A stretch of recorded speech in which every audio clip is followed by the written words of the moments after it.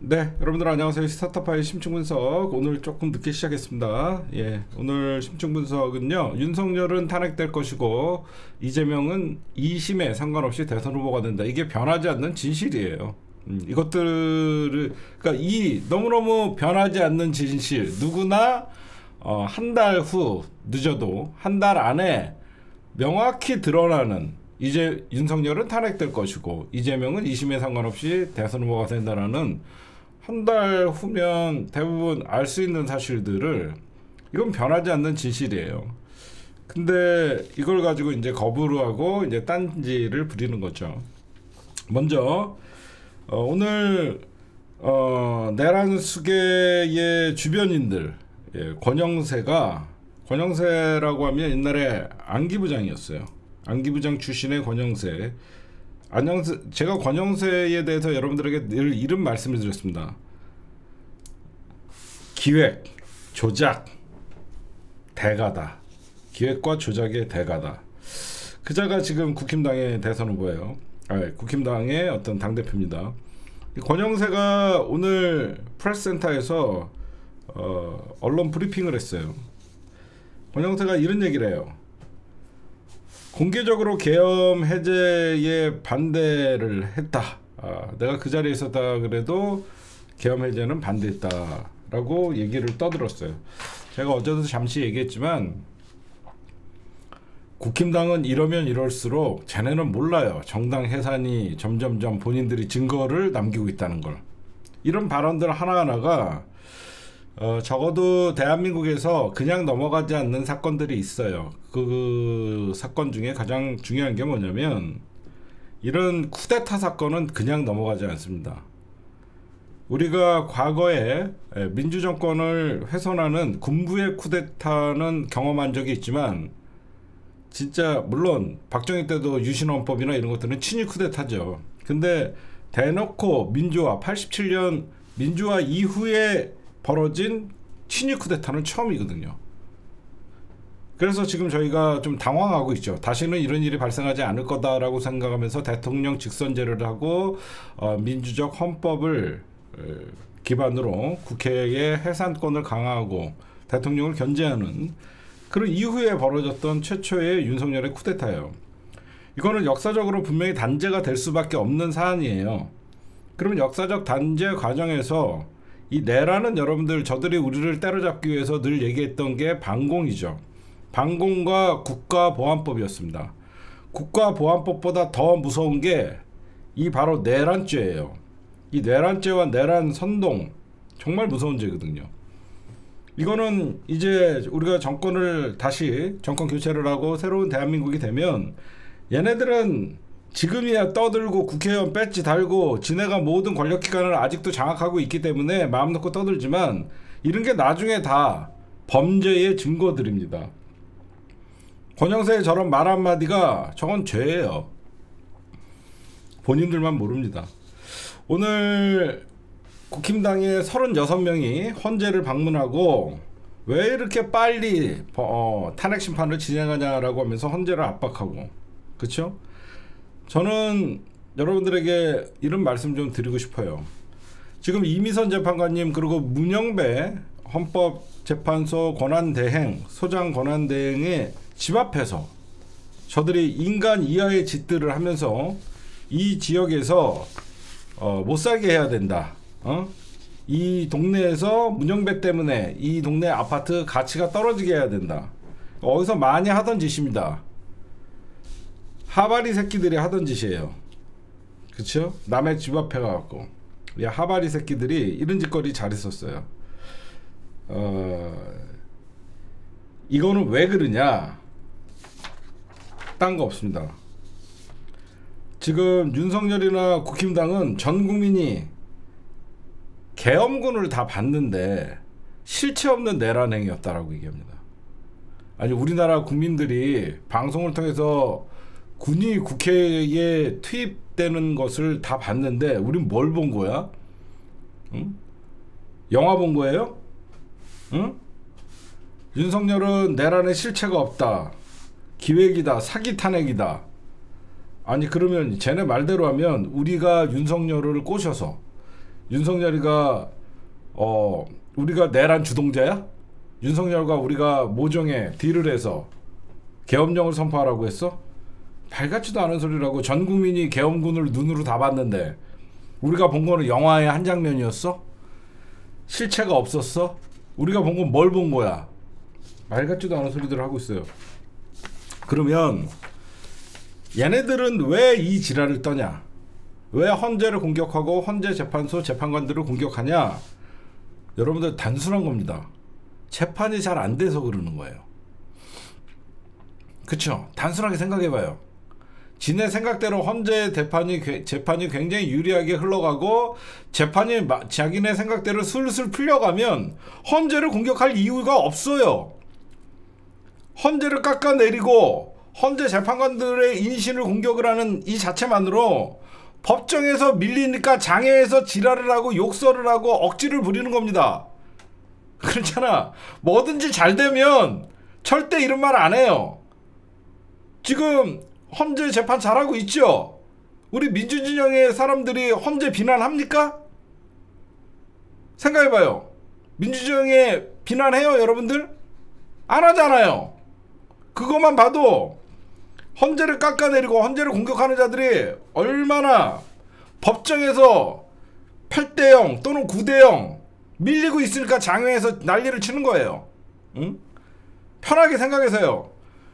국힘당에 이 매국 좀비들이 설치면 설칠수록 헌재 심판은 점점점 불리해지고 잘하고 있는 것이다. 그렇게 알면 돼요. 이제는 정광훈이 하다하다 할 짓이 없었는지 부정선거 띄우고 난리를 치더니 목사님이랑 스님에게 선거 감독 맡기재요. 야 신부님은 왜 빼 이 새끼야? 신부님은 뭐 성직자 아니냐? 이제 하다하다 별 난리를 칩니다. 선거 감독을 목사님이랑 스님에게 맡기재요. 신부님은 도라이들아, 응? 이 말을 듣고도 예 아멘 할렐루야. 정신을 차리자. 정신이 나가면 이런 말에 현혹됩니다. 얼마나 얼빠졌으면 대한민국 선거를 목사와 스님에게 맡겨요. 말 같지도 않은 소리들 개소리라는 거예요. 네, 오늘 아까 여러분들이 707 단장 김현태 단장이 오늘 국방이 긴급 현안 질의가 있었죠. 거기에서 보면서 과거에 김현태 단장이 긴급하게 눈물을 흘리면서 이 모든 것은 제 책임이고 부하들에게는 책임이 없다 이렇게 얘기하는 모습을 보면서 여러분들은 참 군인이다 라고 하면서 김현태 단장에 대해서 여러분들이 좋은 시각을 갖고 있었는데 지금 이유를 뭐든지 오늘 국방위 현안 질의는요 예고돼 있던 거예요. 어떤 게 예고돼 있냐? 이 내란 공동정범들 즉 국힘당이 현안 질의를 하자 그랬어요. 무슨 말씀인지 아시겠어요? 국민의힘이 김현태 데려다가 국방부 현안 질의를 하자라고 한 것만 봐도 이거는 이미 김현태는 회유됐다라고 저는 생각을 합니다. 그리고 국방부 그 상임위원장이 누구냐면 성일종이에요. 무슨 말? 회유 당한 게 아니야. 회유하는 거예요. 회유된 거죠. 안 그러고 이 계엄령에 대해서 현안 질의를 국민의힘이 늘 도망가던 새끼들이 하자고 한 거잖아. 응? 마은혁 재판관님 얘기는 진작 다 했어요. 아니 김현태 단장을 지네가 먼저 국힘당이 어떤 현안 질의에 그 김현태 단장을 부르자 이 자체가 이미 말 다 끝난 거죠. 응? 그러니까 이거는 예고돼 있던 거예요. 김현태 단장이 어떤 회유됐다라는 의심을 갖는 것은. 그래서 여태까지 김현태와 성일종 의원실에서 김현태를 만났다 이런 얘기들이 파다 있잖아요. 그 다음 국힘당 이거는 좀 이따 얘기하고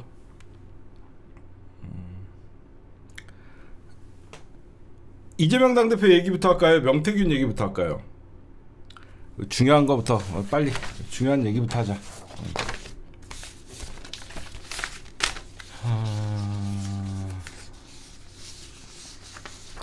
네, 오늘 이재명 당대표의 뭐 지지율, 저는 지금은 여러분들 솔직하게 얘기할게요.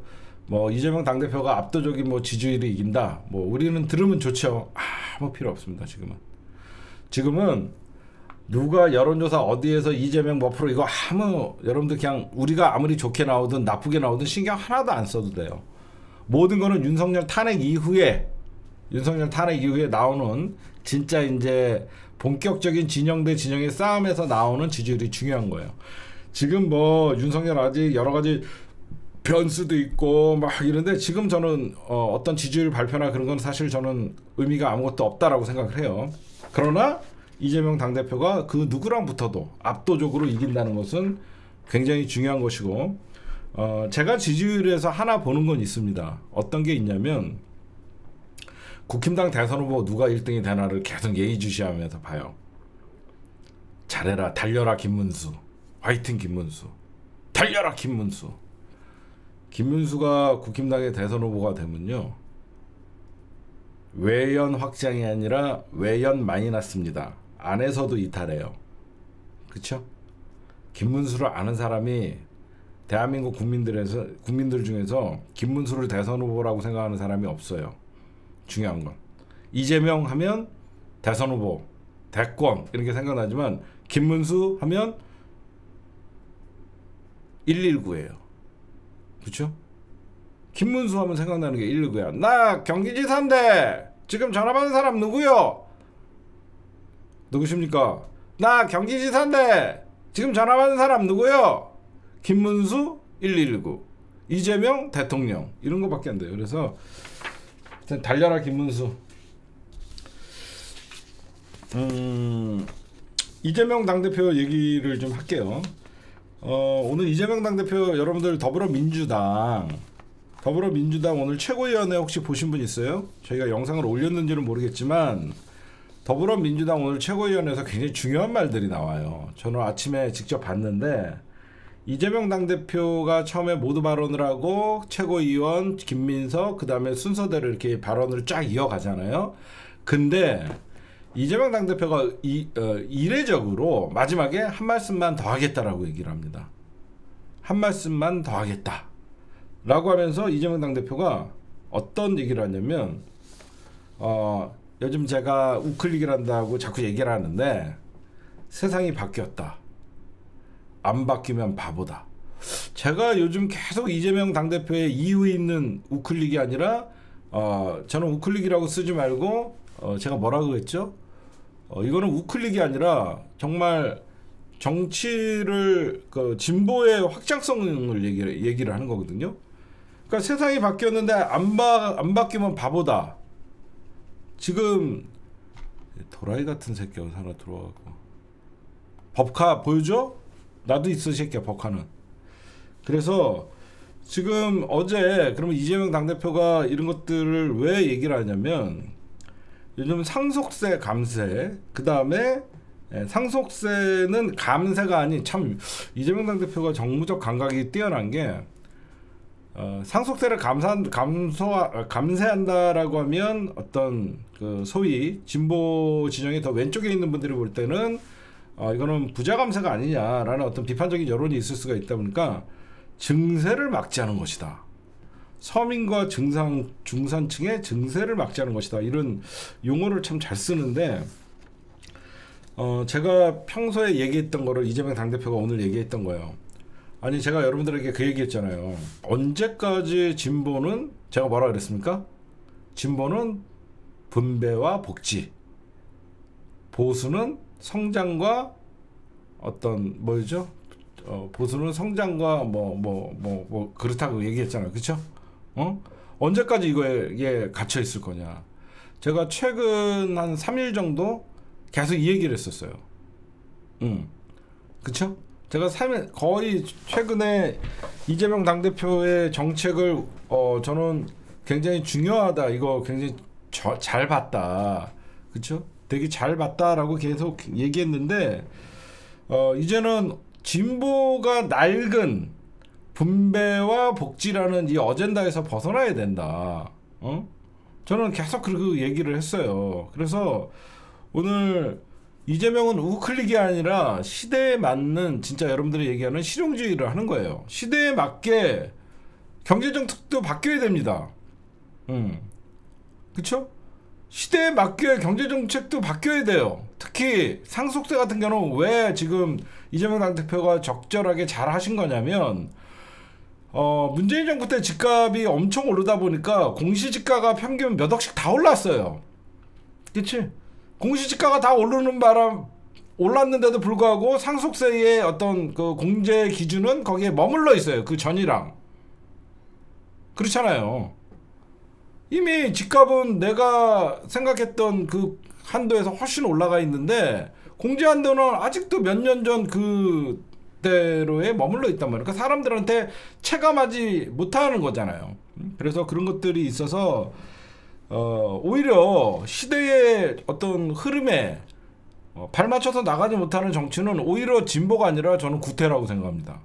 여러분들이 어떻게 동의하실지 모르지만 진보도 시대에 맞게 세상이 바뀌는 거에 따라서 진보도 계속 바뀌어 나가야 돼요. 이거는 우클릭하는 게 아니에요. 계속 민주당이 진보하는 거예요. 오히려 제 말에 동의하지 않아요? 진보가 계속 진보하기 때문에 시대에 맞게 정책이 바뀌는 겁니다. 진보는 분배와 복지 여기에 가다 놓다 보니까 진보가 확장성이 없어지는 것이고 진보가 나아가지를 못해요. 이거는 오히려 이재명 당대표가 현실적인 확장 정책이에요. 이재명 당대표님이 그래서 지난 대선에서도 3% TV에 출연하셨죠. 상속세 완화, 그 다음에 주 52시간 노동, 예외 조항 이런 것들에 대해서 민주 진영 안에서 비판들이 있다 보니까 실용주의 여론전을 강화하기 위해서 나간다라고 이런 얘기들이 나오는데 이건 뭐냐면 이재명 당대표님이 3%라는 TV에 나가는 이유는 이거 유튜브 채널이죠. 주식 채널입니다. 주식 채널고 경제를 다루는 채널이에요. 왜 이재명 당대표님이 여기 그리고 요즘 대권 행보의 어떤 경제 부분을 계속 얘기하냐면 자꾸 여러분들 비판을 받더라도 여러분들 신기한 거 알려줄게요. 이재명 당대표님이 52시간도 예외로 둘 수 있다. 비판도 받고 옹호도 받죠. 상속세도 서민과 중상층을 위해서 현실적인 개편을 해야 된다. 언론이나 민주당의 일부들은 우클릭이라고 하면서 비판을 하죠. 그쵸? 비판도 받고 찬성도 받고 하죠. 근데 이게 뭐가 중요해요? 이게 계속 언론에 비추면 어때요? 이재명 경제는 이재명이 되는 거예요. 모르게. 저쪽은 윤석열 탄핵이냐 아니냐 갖고 싸울 때 이재명은 우클릭이든 뭐든 계속 경제 정책을 발표를 하잖아. 그럼 언론의 문매를 맡든 뭐 하든 이제 경제는 이재명, 민주당은 경제는 민주당, 이재명은 민주당의 대통령 후보. 이게 계속 각인이 된다는 거예요. 그쵸? 그러니까 여러분들이 왜 저런 얘기를 해갖고 또 비판받지? 그게 아닙니다.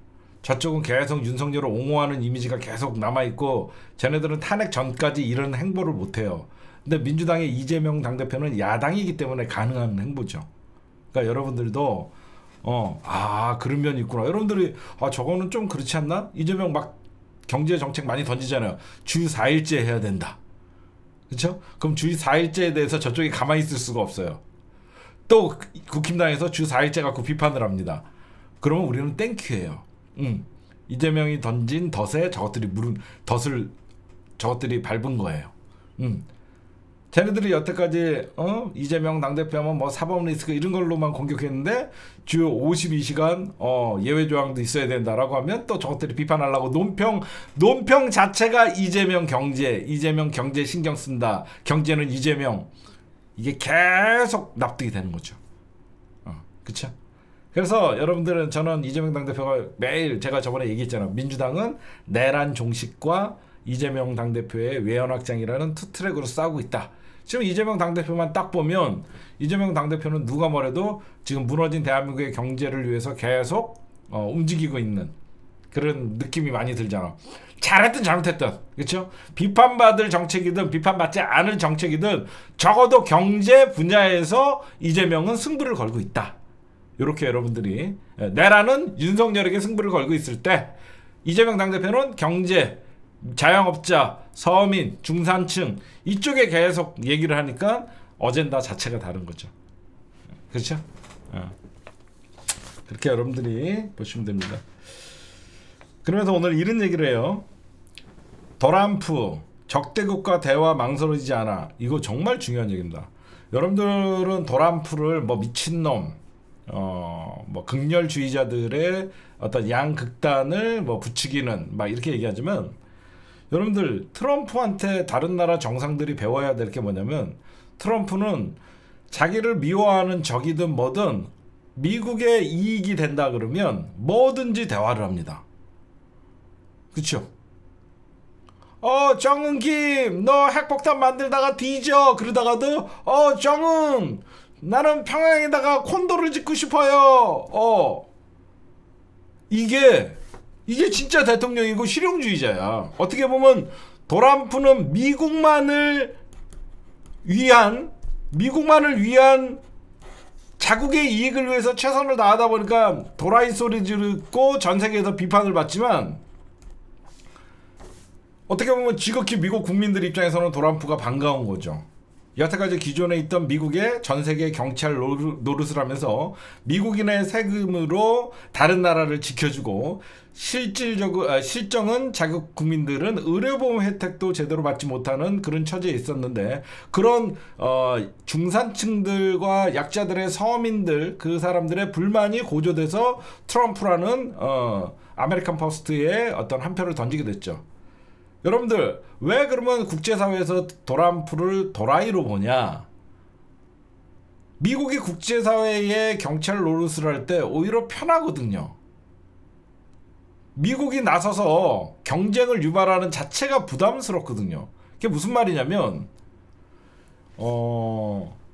최고의 힘을 갖고 있는 최고의 천조국이잖아. 천조국이라는 뜻을 잘 어떤 사람들이 모르더라고. 국방비를 1000조를 쓴다 그래서 천조국이라고 한 거야. 우리나라 1년 총 예산이 630조, 650조 되잖아. 근데 미국은 국방비만 1000조를 쓴다 그래갖고 천조국이라고 하는 거예요. 미국이 세계 경찰 노릇을 하면 얼마나 좋아요. 여태까지 미국이 세계 경찰 노릇을 하면서 패권은 가지고 있대. 때로는 저 나라를 위해서 좀 손해도 봐주고, 개발도상국들에게 지원도 해주고, 막 여태까지 이렇게 하면서 미국의 패권을 확장을 하고 사실상 세계 경찰 노릇을 했잖아. 그래서 개발도상국들이나 이런 나라들은 미국의 어떤 지원이나 그런 것들에 힘입어서 사실상 그 경제적 어떤 발전을 했잖아요. 그리고 유럽도 적당히 미국에 동조를 해주면 미국이 자기 어떤 관세나 이런 것들에 대해서는 매기거나 그러지 않고, 미국이 적자를 내면서도 달러 패권을 유지하고 막강한 군사력으로 전 세계의 경찰 노릇을 하는 게 어떤 서구 열강들이나 다른 나라들이 볼 때는 그렇게 불편하지는 않았단 말이에요. 근데 지금은 우리는 경찰 싫어요, 우리나라만 지키기도 힘들어요 하면서, 야 니네 돈 내. 전 세계에서 경찰 노릇을 하니까 전 세계의 어떤 전쟁이나 이런 것들 모든 정치, 경제, 사회, 문화에 전 세계에 관여를 했어요, 미국이. 근데 어느 날 니네 나라는 니네 나라 알아서 하세요. 그리고 돈 내놓으세요. 전부 이렇게 하니까 전 세계 경찰이 어느 순간 전 세계의 깡패가 돼버린 거죠. 쉽지요? 왜 전 세계적으로 미국을 비판하냐? 여태까지 전 세계의 치안을 유지하고 경찰 노릇을 하던 미국이 갑자기 돈을 내놓으라는 깡패가 돼버리니까 짜증나는 거거든. 응? 그쵸? 그래서 이런 현상이 벌어지는 거예요. 근데 미국 국민들 입장에서는 극단적으로 트럼프를 지지하는 사람들과 그동안 미국의 대외 전략에 찬성을 했던 어떤 진영 간의 대결이 극명하게 갈리다 보니까 미국에서도 트럼프, 반 트럼프 이렇게 나눠진다고 보는데, 우리가 트럼프한테 배워야 할 것은 윤석열 같이 북한은 주적이다 라고 하면서 대화와 단절 이런 게 아니라, 적대국가도 대화를 망설이지 않고 그 적대국가도 대화를 망설이지 않는 과정에서 피어나는 자국의 이익, 뭐 이런 것들을 우리나라 같은 경우에 여러분들 북한과 잘 지내서 우리가 평화를 얻을 수 있다라고 하면 평화만 없는 게 아니라 한반도의 경제에도 엄청난 리스크를 제거하는 거기 때문에 이재명 당대표가 오늘 이례적으로 트럼프의 적대국가 대화 망설이지 않는다. 우리도 배워야 된다. 그러니까 트럼프는 평화 속의 경쟁, 이 말이 되게 무서운 거예요. 그 다음에 여러분들이 기다렸던, 제가 이거는 좀 연구를 했어요. 진짜 실용 외교는 트럼프예요. 어떻게 보면.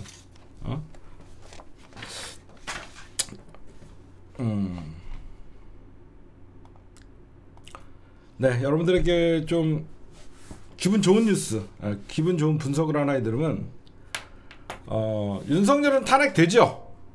이거는 진보와 보수할 것 없이 대한민국의 상식을 갖고 있는 사람이라면 윤석열은 탄핵에서 절대 기각이 되거나 그럴 일은 없다.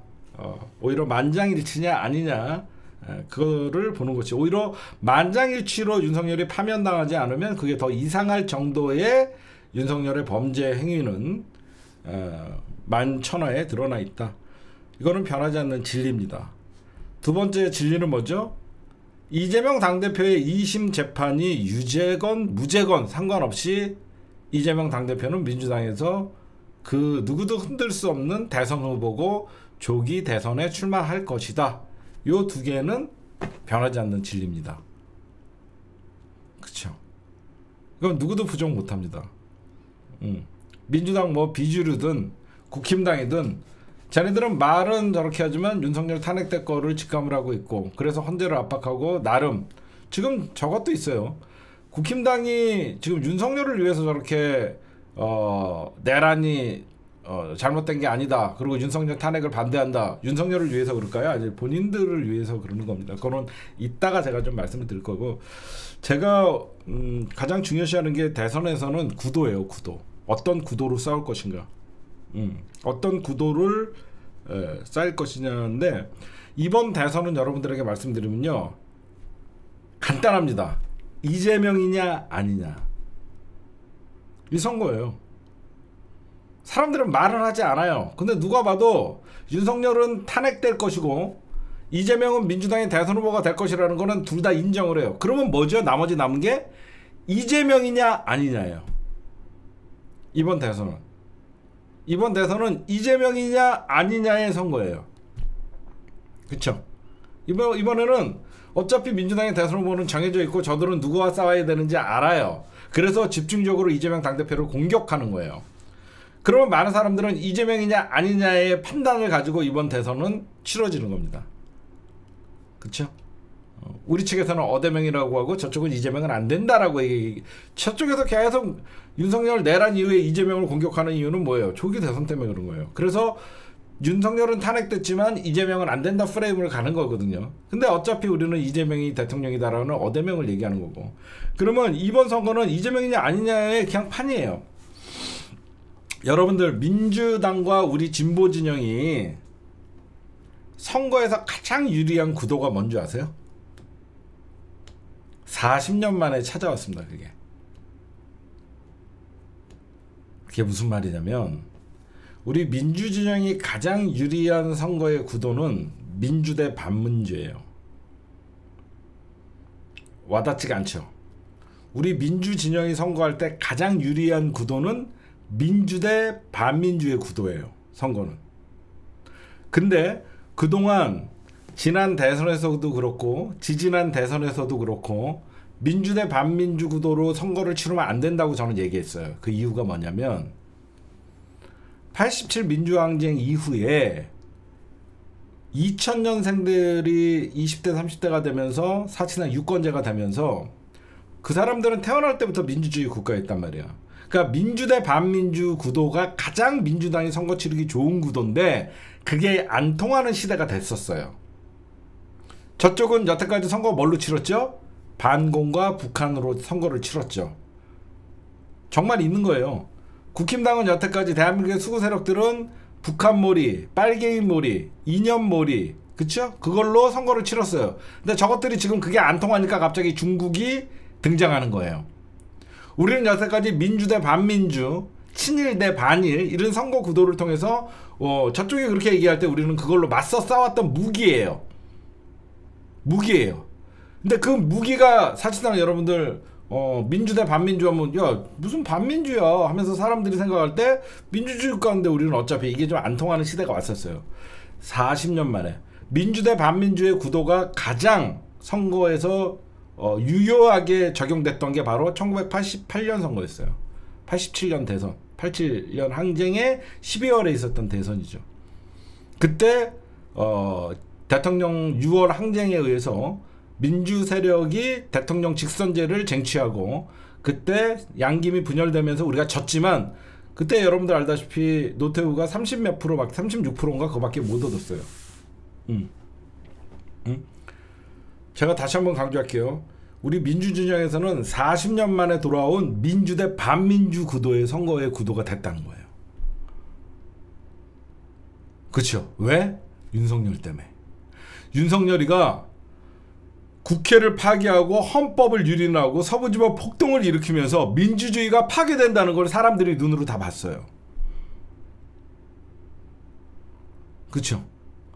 우리가 민주주의가 파괴가 된다는 것을 눈으로 사람들이 다 본 거예요. 응? 아이 병신 같은 새끼. 그러니까 여러분들이 생각할 때 우리가 여태까지 좋은 선거의 구도는 민주 대 반민주의 선거인데 당연히 여러분들 민주당은 민주주의의 대변인 그리고 민주주의를 지키기 위한 계엄 해제 그 다음에 국민의힘은 반민주의 편 명확한 구도가 설정됐다는 거예요.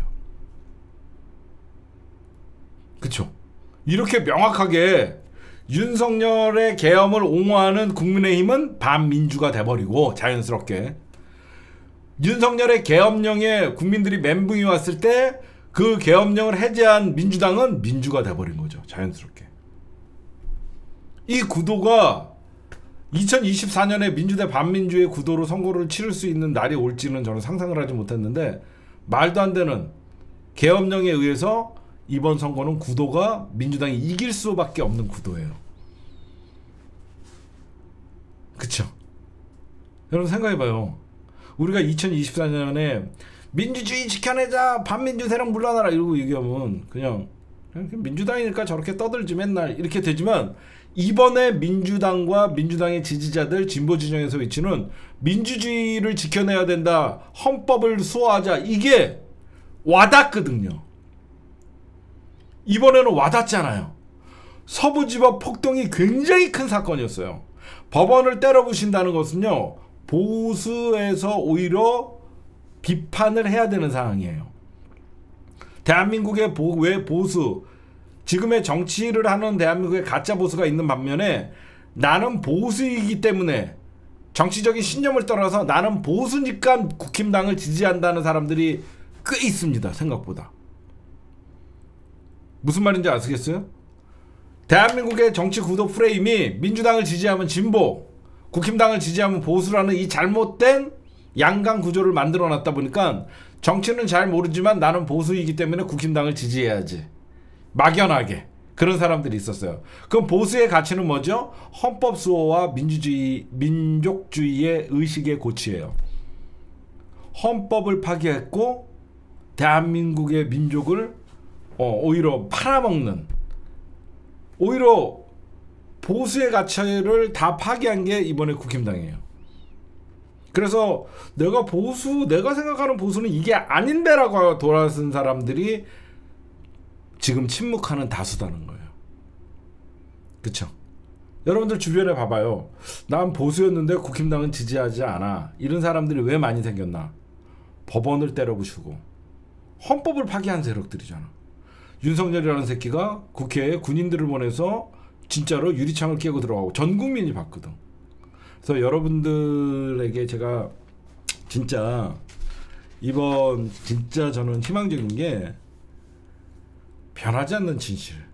윤석열은 파면될 것이고 이재명 당대표는 2심에 유무죄를 상관없이 민주당 안에서 흔들 세력도 없고 민주당의 조기 대선의 후보가 될 것이고 이번에 구도는 민주 대 반민주 구도라는 1987년 전, 87년 거의 40년 전에 가까운 민주당의 너무너무 유리한 선거 구도가 됐다.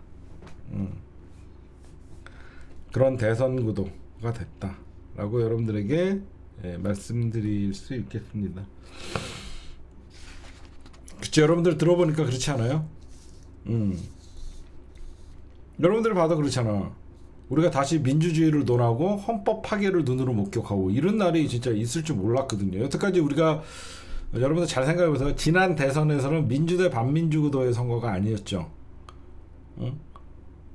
그냥 윤석열이 갑자기 나타나갖고 지난 대선은 왜 이재명 당대표가 또 유리한 구도가 있어요. 지난 대선 0.73 졌죠. 그쵸? 0.73 졌습니다. 지난 대선은 구도가 나빴죠. 제가 여러분들에게 선거는 되게 구도가 중요하다라고 얘기했죠. 왜 지난 대선과 이번 대선은 확연히 다르냐면요. 지난 대선은 민주당이 집권 여당이었어요. 잘 생각해봐. 이재명 당대표는 집권 여당의 대선 후보였어요. 근데 많은 사람들은요, 한 5년 살다 보면 별거 없네 이게 돼요. 되게 좋았음에도 불구하고 뭔가 사람들은 자동차 5년 타면 바꾸고 싶듯이 뭔가 바꾸고 싶다는 심리가 있어요. 지난 대선에 여러분들이 착각하고 있는 게 이재명 당대표는 집권 여당의 대선 후보여서 불리한 선거의 구도였어요. 거기에다가 코로나 바이러스가 장기화되면서 사람들이 문재인 정권에 대해서 어떤 굉장히 정권 교체에 문재인 대통령의 지지율은 높았지만 정권 교체에 희망하는 목소리가 굉장히 컸어요. 그쵸? 대통령의 지지율은 40%였지만 정권은 교체돼야 된다라는 어떤 여론은 50% 육박하는 그런 여론 결과가 나왔거든요. 근데 이번은 어때요? 이재명은 야당의 대통령 후보입니다. 엄청나게 유리한 거예요.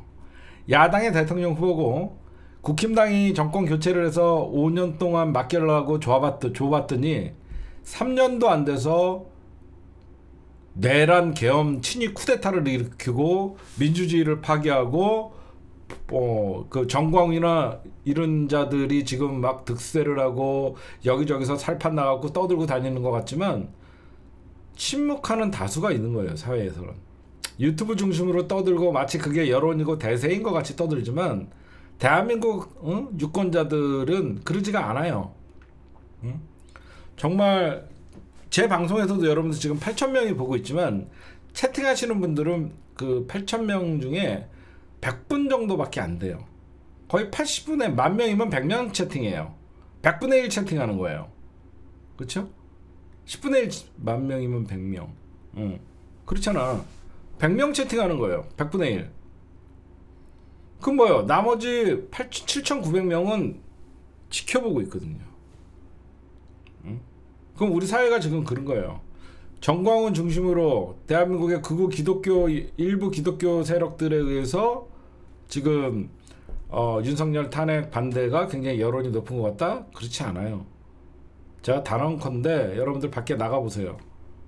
밖에 나가보시면 사람들 윤석열 탄핵 때문에 얼마나 신임하고 말은 하지 않지만 자영업자들은 얼마나 고초를 겪고 있고 사람들이 윤석열 사람 취급 안 하면서 아예 윤석열 얘기 자체를 꺼내는 걸 싫어하는 사람들이 더 많아요.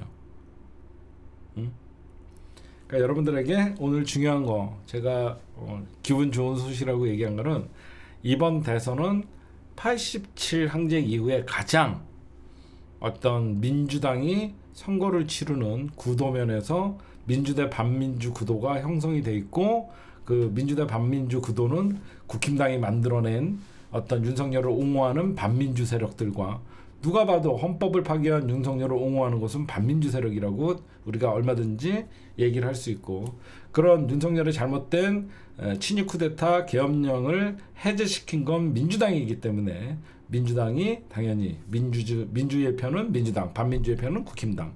거기에 이번 대선의 두 번째 구도는 지난 대선은 이재명 당대표는 여당의 대통령 후보였지만 정권 교체에 어떤 열망이 높았던 코로나가 장기화되면서 정권 좀 바꿔보자라는 국민들의 어떤 여론이 높았고 이번에 이재명 당대표는 사실상 야당의 당대표이기 때문에 정권 교체는 민주당이 가장 유력한 정당이고 그 민주당의 대선 후보는 이재명 당대표이기 때문에 이번에 구도 면에서는 전혀 나쁜 구도가 아니다. 그래서 여러분들이 지금부터 우리는 변하지 않는 진실, 윤석열은 탄핵될 것이고 이재명은 2심에 상관없이 대선 후보가 되고 대통령이 된다는 그런 믿음을 가지시고 여러분들이 응원을 해주시면 될 것 같아요. 그래서 이번 대선은 여러분들 솔직히 저는 어떻게 보냐면 얼마나 압도적으로 이기냐가 중요한 겁니다. 윤석열과 대한민국의 저 반역 세력들이 이 난리를 폈음에도 불구하고 우리가 겨우 이긴다라고 하면 이번 선거는 정말 쪽팔린 거예요. 얼마나 압도적 승리를 하냐. 김문수가 나오든 오세훈이가 나오든 네, 개표를 5, 4, 3, 2, 1 개표 시작. 사전투표 땅. 네, 이재명 대표가 58%로 네, 국힘당 후보 김문수 후보에게 20% 차이로 이긴다는 결과가 나왔습니다. 끝. 이렇게 만들어야 돼요. 그렇죠? 5, 4, 3, 2, 1 띵! 끝! 이렇게 만들어야 돼요. 새벽까지 엎치락 뒤치락 무슨 뭐 저희가 만든 이번에 대선 무슨 프로그램 이재명 후보가 달립니다. 앞서 나가는 이재명 내 뒤따라오는 김문수 이게 아니라 시작하면 돼. 이미 결승선에 들어가 있는 이재명 이렇게 만들어야 돼.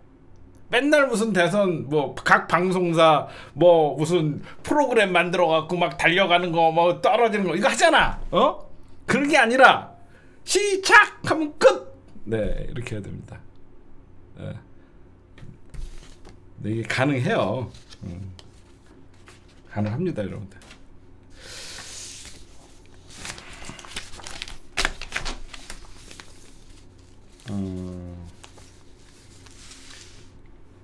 여러분들 힘내십시오. 이깁니다. 우리가 이깁니다. 네, 여러분들 오늘 창원지검이 명태균 사건을 중앙지검으로 넘겼죠. 그쵸? 이유는 뭐냐면 결론부터 말씀드릴게요. 창원지검이 수사에 한계를 느끼고 더 이상 수사를 할 수 없기 때문이에요. 이 사건을 여러분들 자세히 보시면 처음에 서울중앙지검에서 창원지검으로 넘깁니다. 이 사건을. 그래서 창원지검에서 엄청나게 수사를 잘한다는 소리도 있고 수사를 많이 했어요. 근데 창원지검도 수사의 핵심이 빠졌죠. 김건희 소환 한 번 안 했습니다. 윤석열 조사 한 번 안 했습니다. 그리고 나서 오늘 수사 중간 결과를 발표했는데 먼저 얘기하면 이건 폭탄 돌리기예요.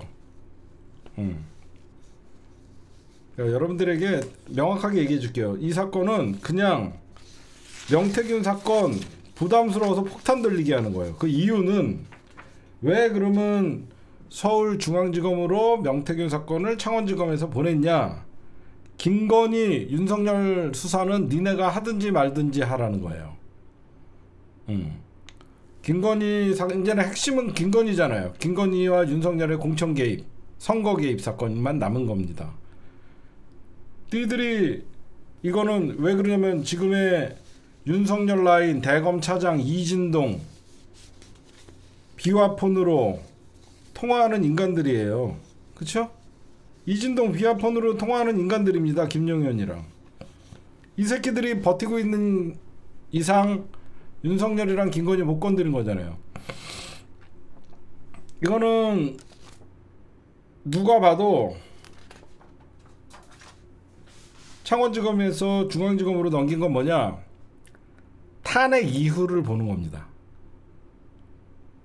이게 핵심이에요. 좀 있으면 윤석열이 탄핵되면 창원지검이 그렇다 그래 탄핵됐다 그래갖고 김건희 소환하고 윤석열 소환할 수 없어요. 그러면 중앙지검에서 이 사건을 쥐고 있으면 대검, 검찰총장 다 중앙지검에 있잖아요. 그래서 탄핵이 곧 인용이 될 거니까 그때 중앙지검에서 윤석열을 치든지 말든지 니네가 알아서 해라 라고 하는 거예요. 이게 핵심이에요. 그렇죠? 그래서 조만간 윤석열이 탄핵되면 서울중앙지검에서 명태균 사건으로 윤석열과 김건희를 칩니다. 왜 치냐? 지금 윤석열이가 하야 얘기가 나오죠. 하야 얘기가 나올 경우에는 지금 1심 재판의 구속기간이 6개월입니다. 그렇죠? 1심 재판의 구속기간이 6개월이에요. 근데 6개월 안에 1심 재판이 끝나지가 않을 거예요. 그러면 또 다른 사건으로 기소를 해야 돼요. 또 다른 사건으로 기소를 해야만 윤석열의 구속기간이 연장이 됩니다. 그러면 검찰의 입장에서는 윤석열을 풀어줄 수가 없어요. 이미 윤석열은 탄핵됐고 윤석열을 처벌해야지 검찰이라는 조직이 살 수밖에 없죠. 그러면 명태균 사건을 가지고 중앙지검에서 윤석열을 2차 기소를 할 수 있겠죠. 2차 기소를 하게 되면 윤석열은 1심의 다른 사건 때문에 또 구속기간이 연장되는 거죠. 그렇죠? 그래서 여러분들이 윤석열 탄핵 이유를 보려고 지금 하고 있는 거예요. 그리고 여러분들에게 이제 먼저 결론을 얘기했으니까 이제 명태균 사건에 대해서 좀 말씀드릴게요. 12월 2일 날 명태균이가 인터뷰를 하죠. 내가 갖고 있는 녹취 파일과 휴대폰을 야당에게 넘길 수 있다. 12월 2일 날 폭탄 발언을 합니다. 그러고 나서 윤석열이가 어제도 제가 방송에서 말씀드렸지만 계엄령을 12월 3일 날 선포를 합니다.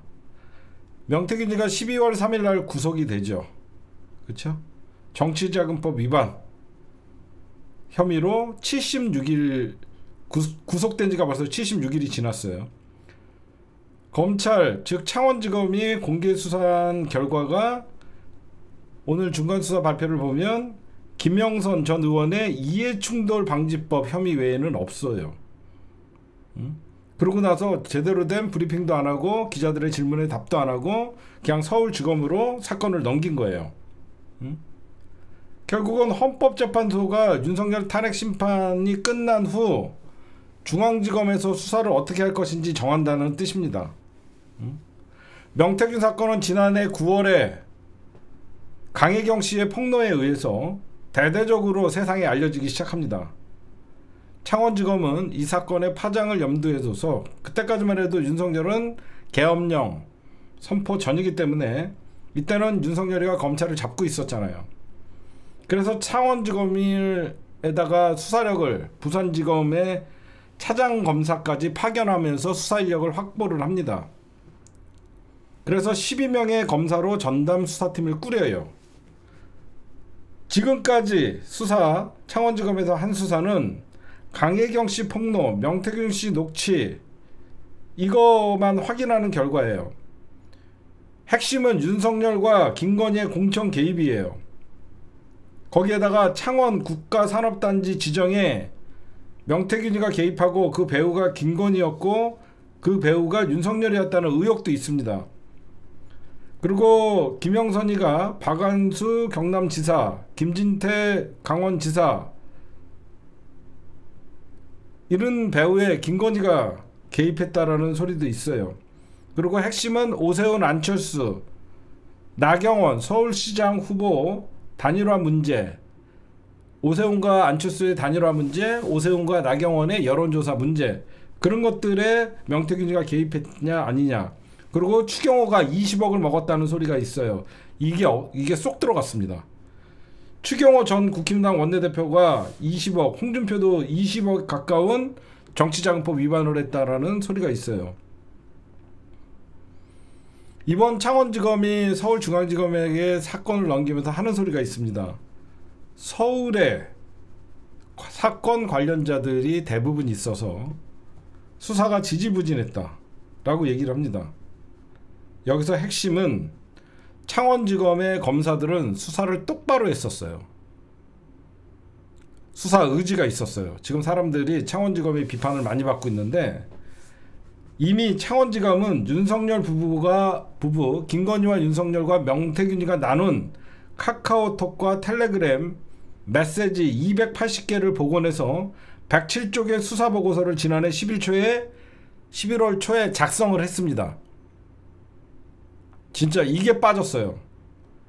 창원지검의 수사관들이, 검사들이 카카오톡, 텔레그램을 윤석열, 김건희, 명태균이 나눈 걸 다 분석을 해갖고 이 사건은 윤석열, 김건희의 공천 개입 사건으로 이미 보고서를 11월 초에 작성하고도 서울중앙지검 이진동과 대검에서 이 사건을 덮었습니다. 오히려 명태균 씨가 검사로부터 휴대전화 폐기를 하라는 권유를 받았고 법정에서 이런 말들을 했어요. 오늘 새로 드러난 사실은 2024년 총선에도 김건희가 공천에 개입했다. 저는 100% 개입했다라고 제가 여러분들에게 수십 번 얘기했잖아요. 김상민 검사를 의창구 국회의원이 되게 도와달라라고 김건희가 지시가 있었다. 조국 수사 때 정말 고생했다. 저는 이 말을 그냥 넘기지 않았습니다. 김상민은 서울중앙지검, 윤석열이가 서울중앙지검장일 때 특수부, 특수 3부 소속 검사였어요. 소름 끼치는 게 있습니다. 조국 사건의 기획자가 김건희였던 거예요. 사람들은 그 말 그냥 넘기더라고. 그냥 김건희가 김상민의 공천을 뒤에서 주도했다가 아니라 김상민 검사가 조국 수사 때 정말 고생을 많이 했다. 조국 수사 때 고생을 많이 했기 때문에 공천을 줘야 한다라는 논리가 성립을 하잖아요. 그러면 김건희는 조국을 수사를 뒤에서 배우가 바로 김건희였던 거예요. 그쵸? 조국 수사 때 김상민이가 잘했기 때문에 제가 공천 줘야 돼. 조국 수사 때 수사 내용이나 수사를 김건희가 왜 알아야 되고 어떻게 압니까? 안 그래요? 생각해봐요. 김건희는 그냥 중앙지검장의 부인이에요. 근데 김상민이 열심히 했는지 안 했는지, 조국 사건 때 뭐가 진행됐는지, 어떤 검사가 했는지 김건희가 왜 알아야 되고 어떻게 아냐 이거예요. 아, 그 생각이 나더라고. 왜 그렇게 김건희는 조국을 치려고 했을까? 지금 생각해보니까 처음에 김건희는 처음부터 윤석열을 대선 후보로 생각을 했고, 누가 봐도 조국은 문재인 정부의 2인자였고 대선 후보 말만, 대선 출정만 하면 대선 후보가 될 수 있는 상황이었어요. 이낙연이 아니라 조국은 대선 후보에 출정을 하면 민주당의 강력한 대선 후보가 될 수 있는 상황이었어요. 그쵸? 정적을 제거한 거예요. 김건희는 이미 윤석열이 서울중앙지검장일 때부터, 이때만 해도 이재명 당대표는 대선 후보가 아니었어요. 생각해봐요. 지금의 이재명이 아니라 이때 조국 사건이 터질 때 이재명 당대표는 경기도지사에 연염이 없던 상황이었어요. 2018년에 경기도지사가 됐기 때문에 경기도지사의 임무를 충실하게 수행을 하고 있었고, 그 당시만 해도 이재명 당대표는 대선 후보가 아니었습니다. 야, 김상민이가 조국 수사 때 정말 고생을 많이 해서 공천을 줘야 된다. 김건희가 조국 사건 수사도 배우였구나. 기획하고 뒤에서 지휘했구나. 그게 드러나는 거예요. 그리고 여러분들에게 지금 말씀드릴 수 있는 것은 다 드러나고 있어요. 김상민뿐만 아니라 김건희가 김상민만 어디 공천하라고 지휘했겠습니까? 명태균 특검을 하면요, 전국 지도 갖다 놓고 상황판 갖다 놓고 국힘당이 당선이 유력해지는 TK, PK 공천은 김건희가 다 한 거예요. 그러면 왜 김성민은 공천을 받지 못했냐? 명태균이가 보면요, 지금 언론에서 명태균이를 때리고 막 이렇게 해갖고 약간 미친놈같이 얘기하지만 나름 제가 보면 정치 감각이 있어요. 진짜로. 제가 보면 나름 명태균이는 정치 감각이 있어요. 명태균이에게 김건희가 김상민을 공천하는 걸 도와달라고 얘기하니까 명태균이가 이런 얘기를 합니다. 갑자기 연고도 없는 검사를 이 지역에 공천을 하게 되면 여기서 난리가 납니다. 그렇게 되면 110석도 못 얻습니다. 명태균이가 그렇게 얘기를 해요. 김건희한테. 녹취록을 여러분들 보면 이런, 그러니까 외부인, 연고도 없는 외부인을 갑자기 낙하산으로 내려 꽂으면 여기저기서 공천에 불만이 생기고 선거 못 이긴다, 110석도 안 된다라고 얘기하니까 김건희가 이렇게 얘기합니다. 아니다, 오히려 압승을 한다. 개소리를 해요. 진짜로. 응? 진짜로. 지금 여러분들 보시면요, 서울중앙지검에 명태균 사건이 가면 서울중앙지검은 더 수사를 못하죠. 왜 그러면 김건희 도이치모터스 주가 조작에서도 사실상 출장조사까지 한 인간들인데 어디 김건희를 부르겠습니까? 근데 검찰은 제가 늘 얘기하죠. 죽은 권력은 물어뜯는 게 검찰의 시입니다. 서울중앙지검이 지금 상태로는 수사를 못하지만 윤석열 탄핵 이후는 달라집니다. 윤석열 탄핵 이후에는 그래서 서울중앙지검장이 서울중앙지검으로 사건을 이첩받은 거예요. 이 명태균 사건에 지금 여러분들 반드시 밝혀야 될 게 뭐냐면요, 저는 사람들이 자꾸 잊고 있는데 추경호와 오세훈은 20억 클럽에 있어요. 추경호가 자꾸 빠져요. 추경호는 내란의 계엄령 해제를 방해했던 자이고 내란의 적극 가담자예요. 추경호 20억, 홍준표 20억, 이 사건 수사도 안 했습니다. 응?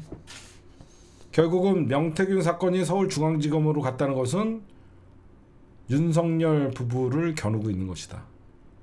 그래서 윤석열이 탄핵과 동시에 여태까지 서울중앙지검 하면 치욕이죠. 콜검이라는 소리를 들었던 검찰의 명예회복을 위해서 사실상 중앙지검으로 이 사건을 받은 것이다. 그렇게 보고 있습니다. 그럼 여러분들 오늘 명태균 특검이요, 원래 명태균 특검이 오늘 27 어제 의결을 하려고 그랬는데 명태균 특검을 미뤘습니다. 그 이유가 뭐냐?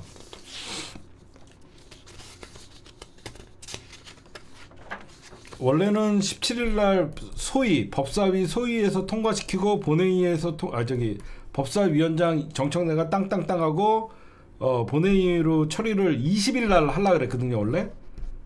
어제 통과시키고 본회의에서 20일 날 명태균 특검을 처리하려고 그랬는데 27일로 명태균 특검법을 처리를 하겠다.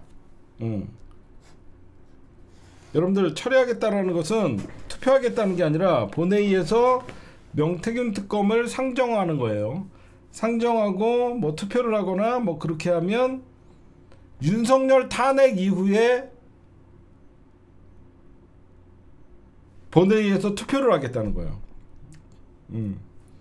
상정된 거는 하고 그 다음에 투표는 윤석열 탄핵 이후에 하겠다는 거예요. 그러면 최상목이가 거부권 행사하기가 힘들겠죠. 그래서 일주일 미룬 겁니다. 윤석열 탄핵이 3월 초나 3월 둘째 주에 나올 가능성이 많기 때문에 본회의에 27일 날 올리고 투표 날짜는 그 다음에 본회의에서 처리를 하려고. 그러면 최상목이가 윤석열 탄핵 이후에는 최상목이가 거부권을 사실상 행사하기가 쉽지가 않잖아요. 그쵸? 그러니까 27일 날 본회의에서 만약에 민주당이 땅 틀었고 뭐 150석 이상으로 통과를 시켜요. 그러면 15일 안에 돌아와야 되잖아. 그쵸? 15일 안에 최상목이가 거부권을 행사한지 뭔지 뭐 할 거 아니에요. 그러면은 그 안에 윤석열 탄핵이 나올 수도 있잖아요. 그래서 최상목이가 거부권 행사하는 게 쉽지가 않아요. 응? 그 점을 지금 노린 것 같아요.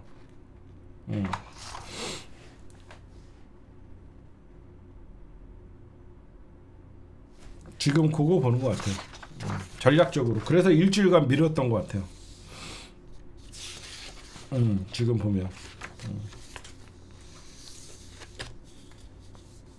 그냥 김건희가 총선 직전에 여기저기 전화해갖고 TK, PK에다가 김상민 누구 뭐 해달라, 응?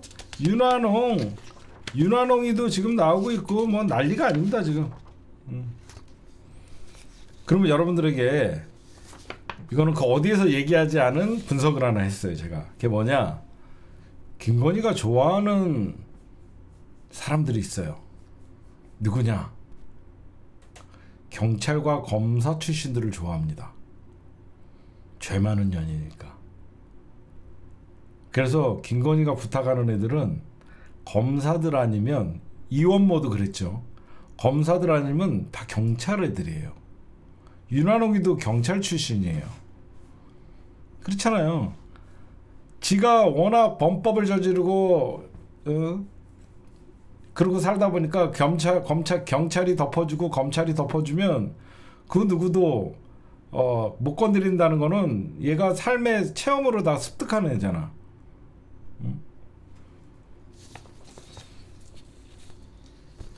그러니까 지금 명태균 사건, 국정 뭐 계엄령 이거 다 여러분들 그냥 이런 유행어 같이 여러분들 우리가 씁시다. 또 김건희?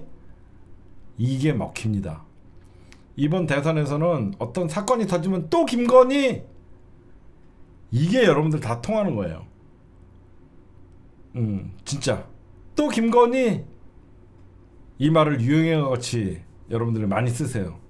명태균 사건 공천 개입하면 또 김건희? 이렇게 하면 사람들이 이 나라가 이 김건희 개년한테 농락당했다라고 생각하면, 우리가 박근혜 때 분노한 이유가 최순실이라는 그런 거 보면 최순실 양반이에요. 그런 어떻게 보면 국민들이 자존심을 상하는 거거든요. 윤석열은 그래도 선출직 대통령이지 않습니까? 근데 김건희는 뭐예요? 줄리? 안 줄리 줄리? 그냥 줄리예요. 응? 한심, 그 사람들의 자존심을 건드리는 거예요. 그래서 여러분들에게 결론은 법사위 소위에서 표결을 연기한 이유, 그냥 민주당이 다수 의석을 갖고 있기 때문에 명태균 특검법을 법안심사 1소위에서 바로 처리할 수 있는데, 이거를 24일 날 법안 소위에서 처리하고 27일 날 본회의에서 통과를 시키면 15일 안에, 그러면 그 15일 안에 최상목이가 거부권을 행사할지 말지를 정해야 되잖아요. 그러면 27일, 28일 날 넘어간 3월 15일, 14일까지가 되잖아요. 근데 누가 봐도 3월 14일 안에는 윤석열 탄핵이 나오잖아요. 그렇잖아. 혼자서 이번 주 20일이 윤석열 변호론 마지막이고, 그러면 8일, 일주일, 2주 정도, 아무리 길어야 평일을 2주 정도 하거든요. 그럼 15일 안에는 나오니까 민주당이 27일 날 본회의에서 명태균 통과를 땅땅땅 국회에서 통과시키면 최상목이가 15일 동안 고민을 하는데, 그 안에 윤석열 탄핵이 나오면 최상목이가 거부권을 행사할 이유가 없죠. 마은혁 재판관은 이미 이번 주 지난주 안에 뭔가 나올 것 같았는데, 이번 주 늦어도 뭐 오늘이 월요일이죠. 수요일 안에 마은혁 재판관의 문제는 아마 나올 거라고 생각을 해요. 그렇게 여러분들이 보시면 될 것 같고, 그리고 오세훈이를 잡는 거는 여러분들에게 얘기할게요. 명태균 휴대폰은 사실상 국힘당이 이 폰 안에는 자기네들의 모든 비리가 담겨 있다라고 하면서 스스로 인정을 하는 거예요. 권난동 뭐라고 합니까? 이거 보술 괴멸법이다. 아니, 명태균 휴대폰에 뭐가 들어있는 줄 알고 보수 괴멸이라고 먼저 얘기해? 뭐 죄진 게 그렇게 많아? 그렇지 않습니까? 아니 우리는 그냥 명태균 휴대폰에 뭐가 있는지 보자. 응?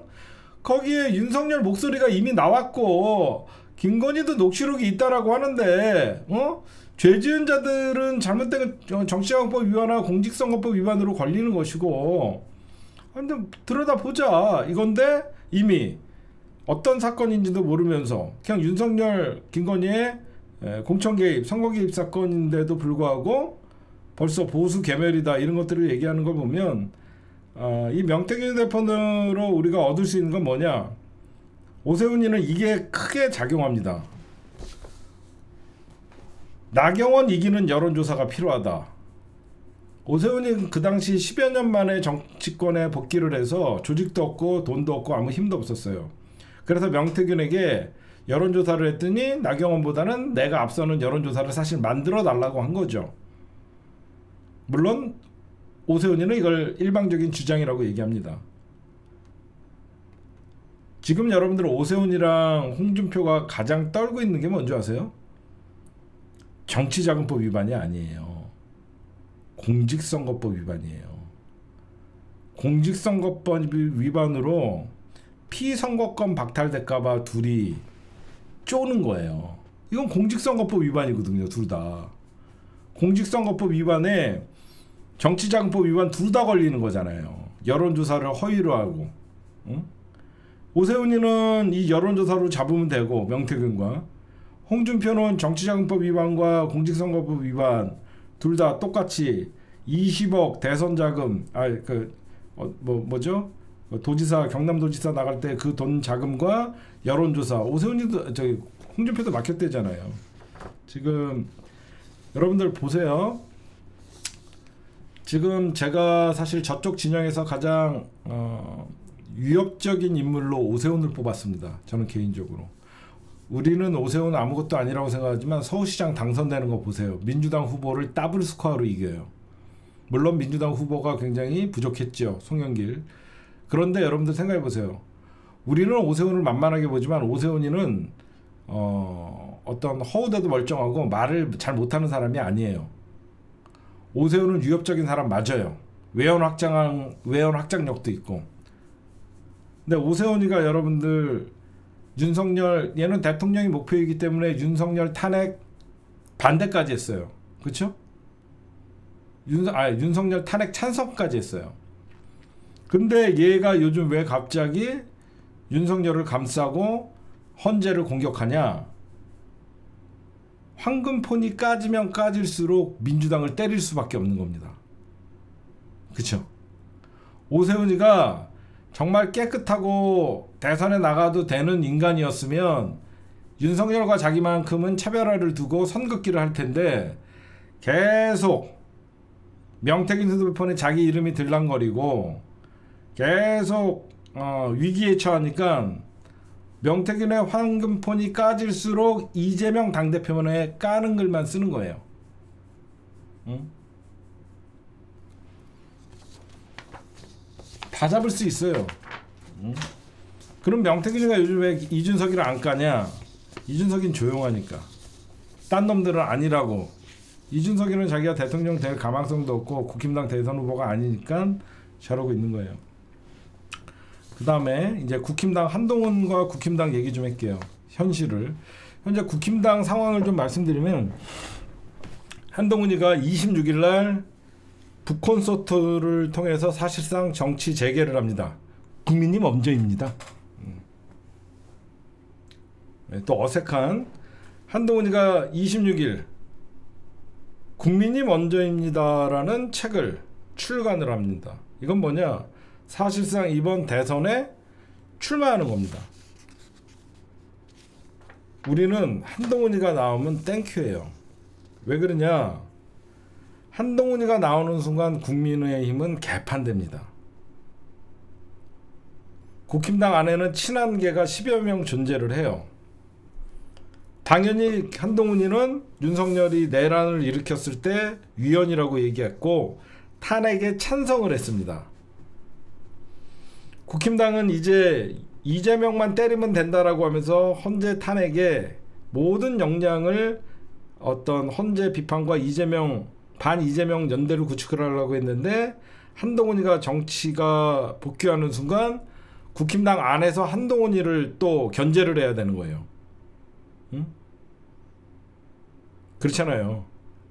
왜 그러면 한동훈이가 정치를 활동을 재개하는 순간 국힘당 지지층이 갈라져요. 분명히 한동훈이는 당원과 지지자들에게 압도적인 지지를 얻어갖고 당대표까지 됐던 사람이에요. 그러면 한동훈이가 돌아오는 걸 기다리고 있는 사람들도 분명히 있잖아요. 그렇죠? 응? 그래서 한동훈이가 정치 재개, 국민의힘은 분열이 될 수밖에 없습니다. 그런데 여러 정치 평론가들이 한동훈이가 복귀되면 국민의힘이 분당이 될 것이다 라고 얘기하는데 천만의 말씀. 이 정당은 지금 분당을 할 여력도 없는 정당이에요.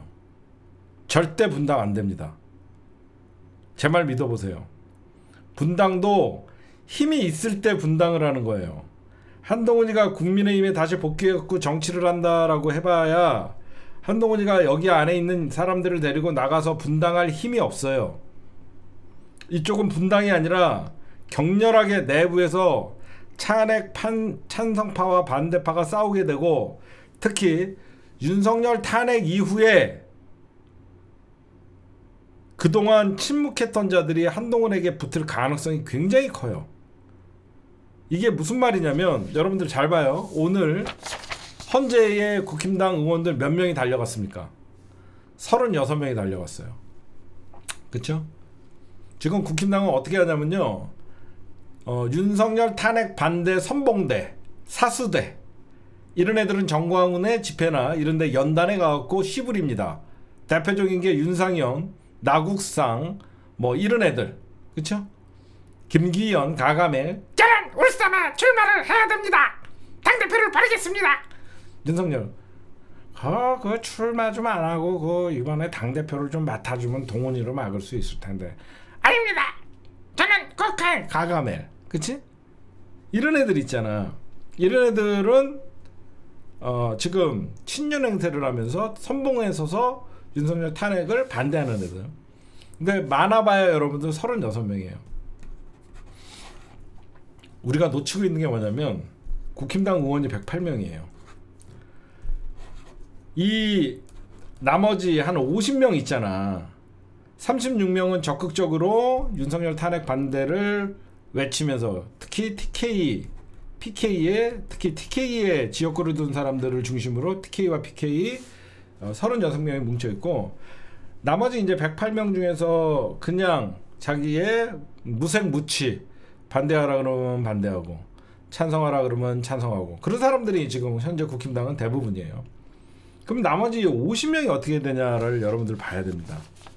얘네들을 그림자들이라 그래요. 그림자. 응?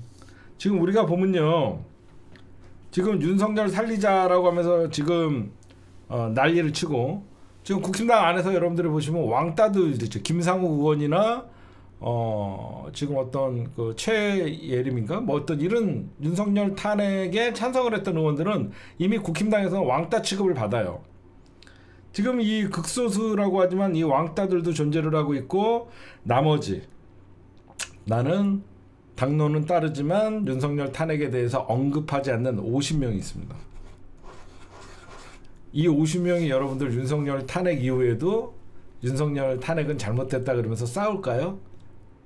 절대 안 싸우죠. 김예지. 응? 지금 당연히 이 50명들은 윤석열 탄핵 이후에는 이제 자기네들이 본인의 색깔을 드러내고 어지러운 대한민국을 빨리 조기 대선으로 수습해야 된다라고 하면서 누가 대선에 나오든 간에 어느 캠프로 들어가겠죠. 이해가 가세요? 지금 침묵하는 50명 있잖아. 선봉장 빼고. 그러면 저쪽에서 오세훈이 나오고 홍준표가 나오고 한동훈이 나오고 뭐 유승민 나오면 의원들이 어느 캠프로 많이 갈 거 아니에요. 의원들이 당연히 캠프로 갈 거 아닙니까? 대선 후보 캠프. 그때 여러분들이 보시면 됩니다. 친윤 후보라고 하는 후보의 캠프에 누가 가나? 안 갑니다. 안 가죠. 이 50명은 당연히 침묵하다가 대세에 따르는 경우도 있지만 적어도 이 윤석열 탄핵과 반대에 대해서 논평을 하지 않는 50명은 김문수에는 가지 않겠죠. 그래서 여러분들이 보시면 지금 한동훈이가 정치를 복귀한다 그래서 제가 어제도 말씀드렸죠. 한동훈이는 정치는 복귀하지만 절대 한동훈이는 국힘당 대선 후보가 될 수 없습니다. 왜? 시간이 없어요. 즉 한동훈이는 판을 바꿀 시간이 없습니다. 현재 국힘당의 강성 지지층은 김문수가 잡고 있고 지금 나머지 어떤 국힘당 안에서의 어떤 정권 윤석열 반 윤석열 세력이나 아니면 약간의 중도 성향을 가지고 있는 사람들은 오세훈과 유승민이가 나눠 먹고 있고, 그렇죠? 수도권 그리고 2030의 젊은 층들은 홍준표가 잡고 있고 이미 다 선점을 해놨어요. 유일하게 한동훈이가 믿을 수 있는 것은 그동안 위두훈이라는 그 팬카페를 중심으로 국힘당의 젊은 청년층이나 이런 사람들을 본인의 어떤 대선 그 밑거름으로 미천으로 삼으려고 했는데 이미 위두훈이나 이런 애들도 탄핵 반대에 합세를 하면서 뭐 여러 가지 일들이 있어요. 여러분들이 보셔도 윤석열 탄핵과 동시에 한동훈이가 친윤 세력의 지지자들을 본인의 지지자로 바꿀 수 있는 시간이 있어요, 없어요? 전혀 없죠. 윤석열 탄핵과 동시에 국힘당은 3주간의 경선을 거쳐야 되고 3주간의 대선을 거쳐야 돼요. 시간이 어디 있어요? 한동훈이 파고 들어갈 시간이 없습니다. 그래서 그냥 이왕 이렇게 된 거 윤석열과 함께 같이 산화하자. 윤석열과 함께 사라지자라고 하는 권난동, 권영세, 친윤 세력들이 존재를 하는 거예요, 지금. 전혀 시간 여러분들 생각해봐요. 60일 금방 가잖아. 그럼 60일 동안 대선을 치러야 돼요.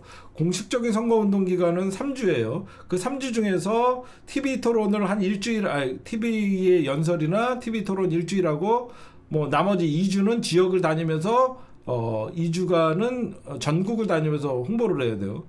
그럼 국힘당 경선 3주 동안 하는 동안 뭘로 윤석열 지지자들을 한동훈이가 지금 윤석열 정광훈이 세력들과 얘네들은 한동훈이를 배신자로 이미 낙인을 찍고 있는데. 그래서 지금 한동훈 복귀하자마자 여러분들 저쪽은 탄핵 찬성파, 탄핵 반대파로 굉장히 시끄러워질 겁니다. 특히 한동훈 복귀. 여러분들 한동훈이 왜 복귀할까요? 쉽게 얘기해 줄게요. 한동훈이 왜 복귀해요? 윤석열 탄핵을 기정사실화하니까 복귀하는 겁니다. 한동훈이도 법률가예요. 윤석열 탄핵은 안 될 것이다 라고 하면 한동훈이가 뭐하러 복귀합니까? 복귀해갖고 뒤지는데. 상식적으로 생각해봐. 한동훈이가 이 시기에 대선에 복귀하는 거는 윤석열은 탄핵된다는 전제하에 복귀하는 거잖아. 대선 출마하려고. 그럼 유일하게 국힘당에서 윤석열 탄핵을 공개적으로 시사하는 사람은 한동훈이가 되는 거예요. 그렇잖아. 근데 오세훈이나 홍준표는 헌재를 공격하고 있고 탄핵은 반대한다라고 떠들고 있기 때문에 어떻게 보면 중도 외연 확장은 한동훈이가 제일 큰 거예요. 한동훈은 복귀 자체가 윤석열 탄핵을 받아 규정사실로 하고 들어오는 거니까. 그러니까 싸움이 날 수밖에 없는 겁니다.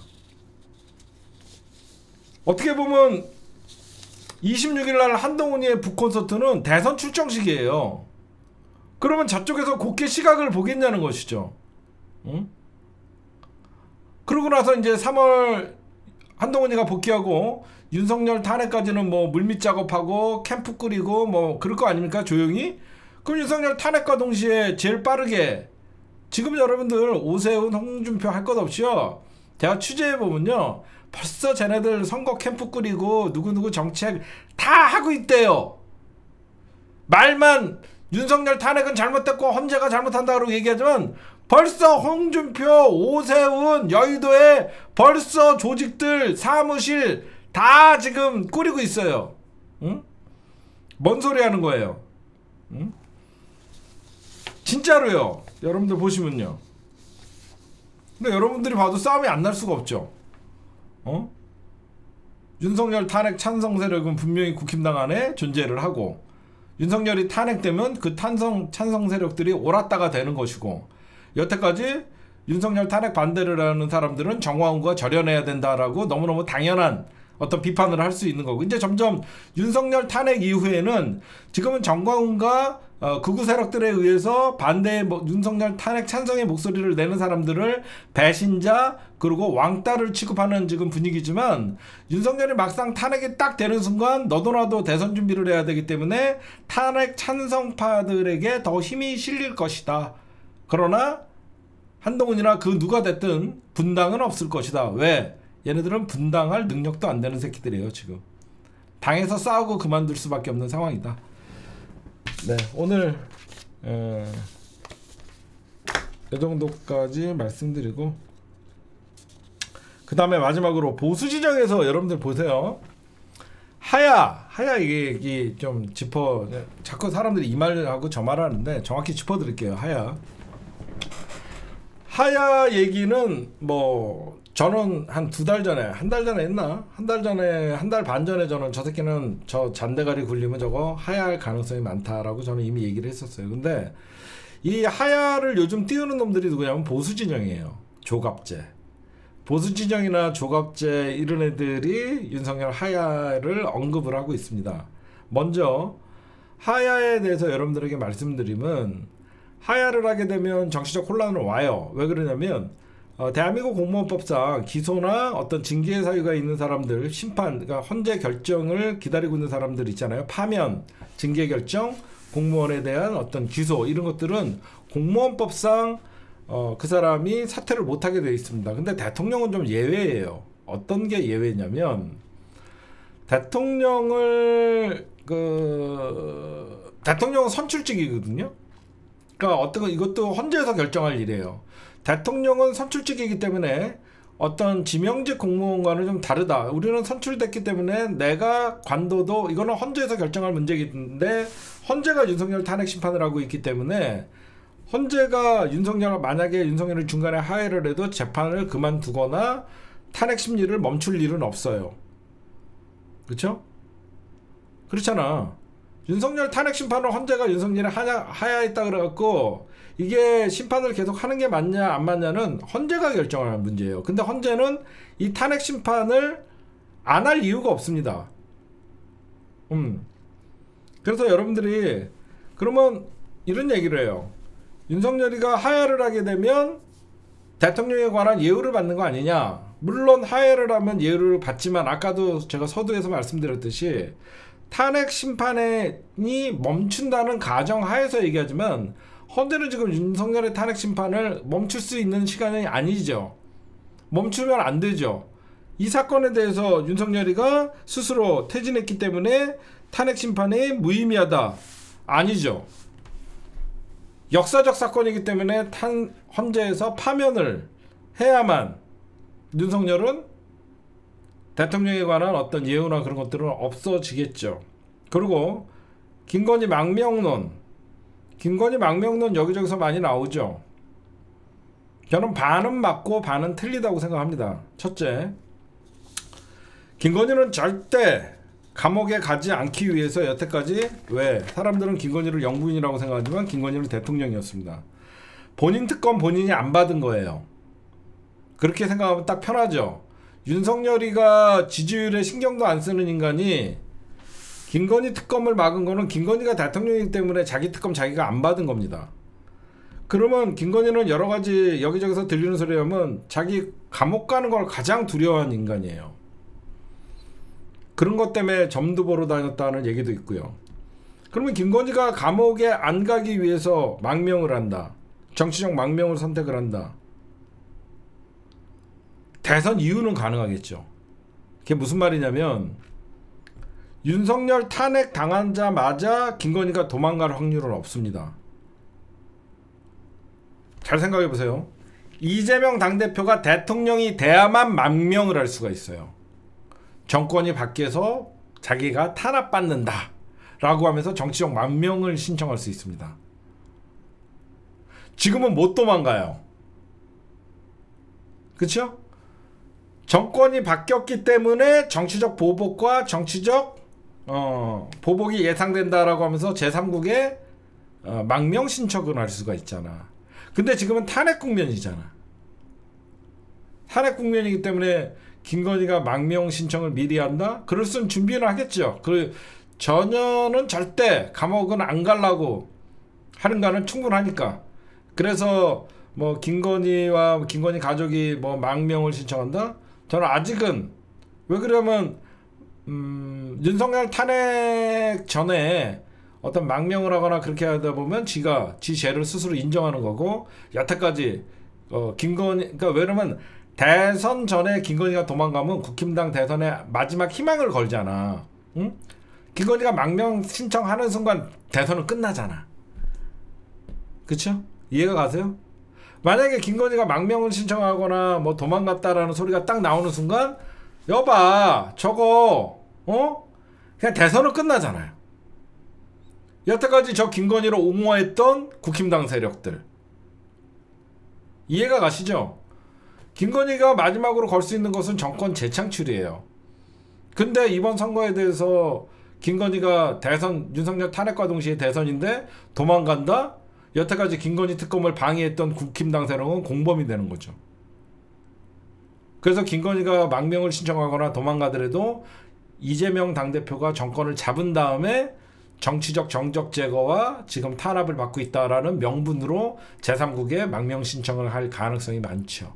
제가 판단할 때는. 그러니까 여러분들이 대선 전에 도망간다, 이거는 사실 여러분들이 그러고도 남을 인간이니까, 여러분들이 워낙 분하니까 김건희는 용서할 수가 없잖아요. 그렇죠? 우리가 저런 저급한 천한 인간한테 우리가 지배당했다라는 생각을 하니까 너무너무 분노하고, 김건희는 반드시 대한민국 법정에서 여러분들이 처리하고 싶으니까 여러분들이 김건희에 대한 분노가 저거 도망갈지도 모른다라는 그런 소리가, 망명설이 퍼진 거라고 생각을 해요. 그렇죠? 저도 여러분들에게 똑같은 생각입니다. 김건희는 절대 오늘날 대한민국의 이 혼란, 민주주의 파괴에 책임에서 자유로울 수가 없어요.